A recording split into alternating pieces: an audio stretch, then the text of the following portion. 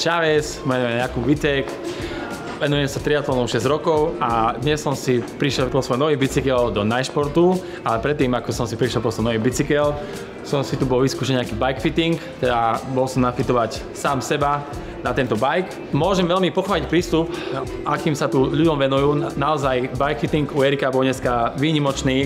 Cítil som sa ako u doktora, pretože sme sa fakt venovali veciam do detailov, čo sa mi veľmi páčilo a naozaj som sa toho dneska veľa naučil a aj nejaký ten knowledge alebo vedomosti si so sebou zobral aj ďalej. Pre Najšport som sa rozhodol aj preto, pretože za necelé 2 dní odchádzam na bike sústredené na Malorku s mojím obľúbeným klubom Tree to Fly a potreboval som nejakého poriadneho tátoša na to, aby som to tam poriadne prevetral, takže na to sa veľmi teším. Teraz si zober na bicykli, obrovský tlak dávaš. Tá klemba ti tam pracuje. Tým, že tu máš prázdny priestor, ja ju potrebujem vyplniť. Fitujeme tretry presne na nohu, to znamená, aby nám neprepadala klemba, aby bola úplne tretra všade vyplnená. Práve, že no teraz cítim, že mi tá noha úplne, že mám ju pocit, že mám úplne inú. No. Vidíš, tu nemá žiaden prázdny priestor. No, tak toto je úplne, že rozdiel, akože teraz. Ty keď bicykluješ, potrebuješ preniesť najväčšiu silu do osky pedála. A ty najväčšiu dokážeš, keď sa postavíš na tie kostičky. Vidíš? Na kostičky. Jednou nohou sa postav sa a zatlač. Cítiš celú váhu vyššiu. No jasné. Tak tlak, akože celý ten tlak ide do toho jedného bodu, no. Tak, a tam musí byť ten kufor, aby si mal prenos na osku. Ale máš tu zarážku moc zadu, nevieš prenos moc spredu, trpneš. Všetky tie tretry sú vyrobené tak, že ty si celý čas zohnutý na kostičkách a päta dvihnutá, vidíš to? Celý čas si zohnutý, ani nevieš o tom, a päta dvihnutá. Celý čas máš toto. Čiže ja ti teraz nachytujem. Pamätám si môj príbeh, ako som si nahádzaval kufre a sedel som na nábrží Eurové a tam som si to nejakým imbusákom doťahoval sám a teraz keď vidím, aká celá veda stojí za štelovaním kufrov, tak už sa na to nikdy neviem pozerať inak. Alebo rovnako teda. Vieš čo, budeš mať asi futbalové nohy. No áno, takto som ja.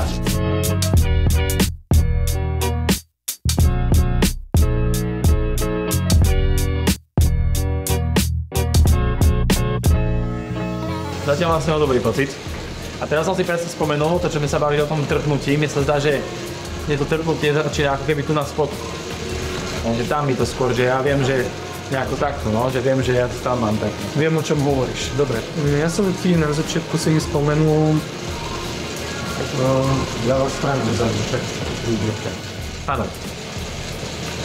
Ja si mi akorát pravdol, že ty mal sa tieto. Takto? Ukázal si to tak nenapadne, zase si. Ty to viac dozadu. Aha, okej. To je také jemná. Zatiaľ sa cítim veľmi profesionálne. Nikdy by som v živote nepovedal, že takéto niečo podstúpim, ale je to mega zaujímavé. Určite niečo pocítime, je to iné, pretože toto nie je môj bike, takže... Ešte sme nezačali fitovať. No. Ešte len riešime prvý kontaktný bod a to je jeho tretry, či máme správne nafitované. Ale z tých tretier mám zatiaľ celkom dobrý pocit, popravde. Akože... To je to iné, no. Ja ti teraz niečo ukážem. Aha. Tu je noha uvoľnená vzadu. Áno. Tu uvoľnená. Tu sa pomaličky chystáš. Tu je bod. Tu začína jemne špička, istý, že už začína šlapať. Šlapeš. Teraz tu je bod, kedy máš krásne rovno pedál a krásne rovno to, čo som ti ukazoval. Ja zmením pozíciu, sedla napríklad, a tým povieš horšie. Okamžite budeš cítiť každú zmenu. Teraz sa cítim. No toto už je trochu horšie, lebo už mi píšeš, dávaš do pedálu 92%, cítiš vysoko. No, už cítiš to? Vôbec nevieš zatlačiť do pedálu, to nevieš tú svoju silu. Končíš spodným uhlom. Nikdy by som nepovedal, že 3 mm spravíš taký veľký rozdiel. Teraz som si tú sedánku vždy tak nastavoval, Pane Bože, sa teraz už bude o niečom inom. Cítim možno, že sa musím trochu viac navažovať dopredu. Že ako keby väčší tlak vyvíjam na tie radidlá, ako by som možno mal. Už si na tých rukách. Dosť, no. Nastavili sme si jeho krásny trojuholník cyklistický. To znamená, že máme správnu výšku posedu, správnu vzdialenosť rúk k riadidlám a správny drop. A teraz ho ideme navážiť, keď má najväčší výkon.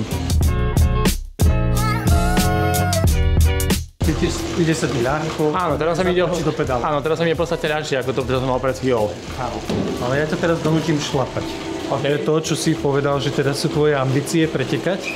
Ja ťa dostanem do pozície, kde máš zatiaľ najoptimálnejšie vaty.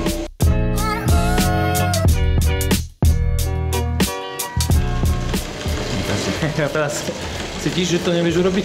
Áno. Že nevieš takú silu preniesť? Ja ti to teraz dám naspäť a dáme si kopec, dobre? OK. Pôjdeme hore kopcom. Tak to je halus, teda. No prejdem do kopca virtuálne a skúšame, aký bude výkon asi, keď ideme do kopca, nie? Ja potrebujem ruky uvoľnil. Aha. Super. To sedlo nás drží? Mám pocit, že som tam dobre opretý. Nemáme pocit, že do toho tlačíme, že nás bolí, že to je obrovský tlak, že je úplná pohoda. V pohode, nezaoberám sa tým, že čo sa mi tam deje. Že nás drží úplne, ak by si chcel pridať ešte výkon, tak sa vieš normálne, že zaprieť rukami a pridať výkon. Úplne super. Tento fitovací systém sa hýbe s tebou. Pred chvíľou som šiel do kopca, teraz idem dole kopcom. Je to zaujímavé. Tu na fitting používam staré páky. Nárokom ti privodia čokoľvek, to mravičenie tak ďalej. Ja presne viem, čo mám urobiť, kde ti to uvoľní. Tam mám iné páky, hej.